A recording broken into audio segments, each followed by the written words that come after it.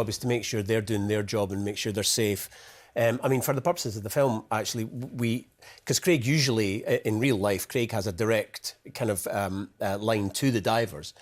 But the film, we made it, there he is there. The real He kind Craig? of looks really like me, doesn't he? Or I look really like him. Yeah. But in fact, he went to the premiere in New York and because I texted him and saying good luck and so I hope you enjoy it. And he texted back saying people were thinking that I was you. They were coming up and congratulating me afterwards. So yes, you must have done a good job. Yeah. So it's his job to sort of look after them when they're underwater.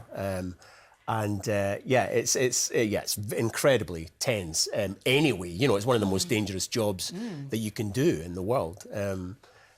But yeah, in this particular instance, it was terrifying for all concerned. But I mean, you know, ordinary people doing extraordinary things. You know, Chris Lemons, who was the diver, who becomes stranded, and Dave Uaza, who eventually kind of got back to him after the ship had drifted for 200 metres. I mean, they were just... the story's incredible, you know. The documentary, which I hope that people go and watch after seeing the film, because the documentary is equally as fascinating as and tense as the film is, you know. Well, this is it. Incredible real-life people, incredible cast. Can't not talk about Woody Harrelson, fantastic actor. Now, I know you guys didn't have very many scenes together, but I did hear you got quite competitive off-screen. Well, they had I don't know why this started, but just outside the makeup room there was a chin-up bar. But they didn't use it for chin-ups, they used it for hanging from, which is really difficult to do, obviously.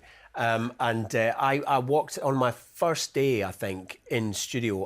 I walked past this. I was going into makeup and noticed a list of. I said, "What's that?" And they said, "Oh, they're doing hanging." I went, "Oh, right." So I made sure nobody was around because I didn't want to embarrass myself, and did it with. I think the runner was beside me and timing me, and I managed because I thought I'll get 30 seconds if you're lucky, but I got 1 minute 12, I think. But Woody was 1:27.